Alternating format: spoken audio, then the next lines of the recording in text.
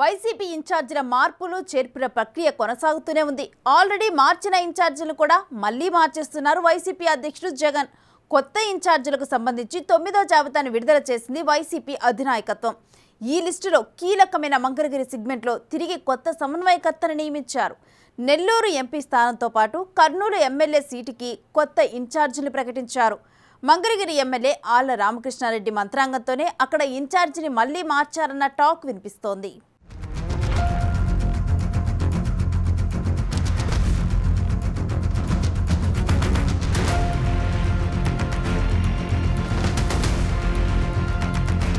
YCP ఇన్ఛార్జీల మార్పులు చేర్పుల ప్రక్రియ కొనసాగుతూనే ఉంది.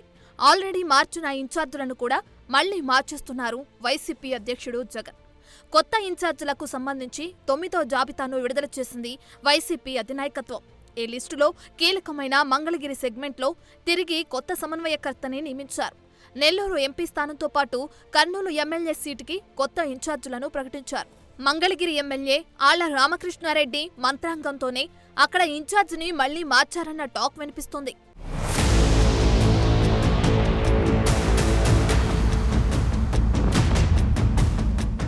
వైసీపీలో నియోజకవర్గాల ఇన్ఛార్జీల మార్పులు కొనసాగుతున్నాయి. తాజాగా ఆ పార్టీ 3 ఇన్ఛార్జీలను మారుస్తూ 9వ జాబితాను విడుదల చేసింది. నెల్లూరు లోక్సభ స్థానానికి ఇన్ఛార్జిగా విజయసాయిరెడ్డి నియమితులయ్యారు. మంగళగిరి అసెంబ్లీ స్థానానికి మురుగుడు లావణ్య, కర్నూలు అసెంబ్లీ స్థానానికి ఎండీ ఇంతియాజ్ను ఇన్ఛార్జీలుగా నియమించారు.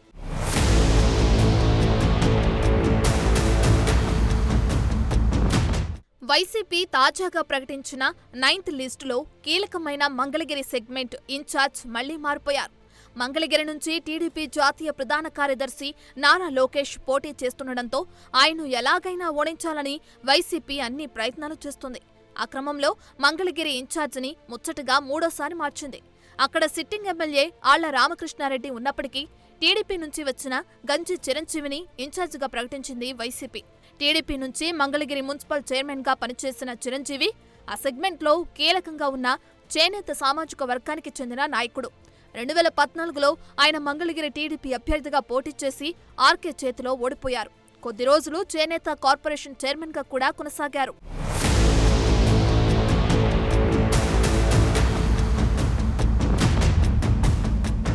గంజి చిరంజీవిని ఇన్ఛార్జిగా ప్రకటించడంతో ఎమ్మెల్యే ఆర్కే వైసీపీకి రాజీనామా చేస్తున్నట్లు ప్రకటించి షర్మిల సమక్షంలో కాంగ్రెస్ తీర్థం పుచ్చుకున్నారు. దివంగత నేత కుమార్తె వెంట తన పయనమని ఘనంగా ప్రకటించారు. 2-3 రోజుల నుంచే షర్మిలమ్మ గారి పర్యటనని రాష్ట్ర వ్యాప్తంగా కాంగ్రెస్ పార్టీ ఏర్పాటు చేయబోతా ఉందని చెప్పి షెడ్యూల్ తెలుస్తూ ఉంది. కాబట్టి ఆ షెడ్యూల్లో భాగంగా ప్రతి జిల్లాని షర్మిలమ్మ గారు సందర్శించినప్పుడు భారీ సంఖ్యలో అటు వైసీపీని ఇటు తెలుగుదేశాన్ని వీడటానికి సిద్ధంగా ఉన్నటువంటి ఎంపీలు కానివ్వండి, ఎమ్మెల్యేలు కానివ్వండి, ఎమ్మెల్సీలు కానివ్వండి, మాజీ ఎమ్మెల్యేలు కానివ్వండి, వాళ్ళందరూ కూడా భారీ స్థాయిలో చేరతారని చెప్పి నేను భావిస్తాను. ఆ టైంలో తన వారికి రావాల్సిన ప్రభుత్వ కాంట్రాక్టు బిల్లులపై కూడా అసంతృప్తి వ్యక్తం చేశారు. అయితే ఆ బిల్లుల సెటిల్మెంట్ పై క్లారిటీ రావడంతో తిరిగి వైసీపీలోకి వచ్చి జగన్ ని ఆకాశానికి ఎత్తేస్తున్నారు. రాష్ట్రంలో పేదవాడు గొప్పవాడు కావాలి, అదేవిధంగా జగన్మోహన్ రెడ్డి గారు వేసినటువంటి ఈ బాట, ఇవాళ వేసినటువంటి ఈ పునాది ఏదైతే ఉందో అది 30 సంవత్సరాల పాటు కొనసాగాలి అని అంటే జగన్మోహన్ రెడ్డి గారు మరో 30 సంవత్సరాలు ఈ రాష్ట్రానికి ముఖ్యమంత్రిగా ఉండి తీరాలి. దానికోసం జగనన్న ఆశయ సాధన కోసం రాజశేఖర రెడ్డి గారి బాటలో పనిచేస్తున్నటువంటి జగనన్నకి అండగా నిలబడతారు. జగన్మోహన్ రెడ్డి గారి పరిపాలనకి నేను కూడా పేదవాడు సామాన్యుడే అండగా నిలబడటానికి నిశ్చయించుకున్న తర్వాత నేను కూడా అండగా నిలబడకపోవడం అంటే అది కరెక్ట్ కాదని భావించుకుని వైసీపీలోకి తిరిగొచ్చేటప్పుడు జగన్ ని కలిసిన ఆర్కే మంగళగిరి ఇన్ఛార్జ్ గంజి చిరంజీవిని తప్పించాలని డిమాండ్ చేసి ఇంకెవరికి టికెట్ ఇచ్చినా సహకరిస్తానని హామీ ఇచ్చారట. దాంతో ప్రస్తుత ఇన్ఛార్జ్ గంజి చిరంజీవికి షాక్ ఇచ్చిన సీఎం ఆయన అభ్యర్థిత్వాన్ని తప్పించారు. మాజీ మంత్రి ఎమ్మెల్సీ మురుగుడు హనుమంతరావు కోడలు మంగళగిరి మాజీ ఎమ్మెల్యే కాండ్రు కమల కుమార్తె మురుగుడు లావణ్యను మంగళగిరి అభ్యర్థిగా ప్రకటించారు. మాజీ ఎమ్మెల్యే కాండ్రు కమల, మురుగుడు హనుమంతరావు, ఎమ్మెల్యే ఆర్కేను సీఎంఓకు పిలిపించుకున్న జగన్ వారితో చర్చించారు. లావణ్య అభ్యర్థిత్వాన్ని ఖరారు చేసిన సీఎం కలిసికట్టుగా పనిచేసి ఆమెను గెలిపించుకుని రావాలని ఆదేశించినట్లు సమాచారం.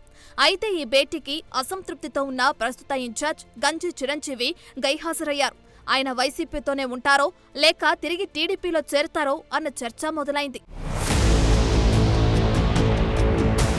ఇక ఇటీవలే ఐఏఎస్ ఉద్యోగానికి వీఆర్ఎస్ ఇచ్చిన ఎండీ ఇంతియాజ్ అహ్మద్ను కర్నూలు అసెంబ్లీ సెగ్మెంట్ ఇన్ఛార్జిగా ప్రకటించారు. ఆయన ఎన్నికల బరిలో ఉండటం ఖాయమంటున్నారు. అయితే కర్నూలు ఎమ్మెల్యే హఫీజ్ ఖాన్ తిరిగి పోటీ చేయడానికి అన్ని ప్రయత్నాలు చేశారు. తన ఫ్యామిలీతో వెళ్లి జగన్ని కూడా కలిసొచ్చారు. ఇక గత ఎన్నికల్లో సిట్టింగ్ ఎమ్మెల్యే హఫీజ్ ఖాన్ విజయానికి కృషి చేసిన మాజీ ఎమ్మెల్యే ఎస్వి మోహన్ రెడ్డి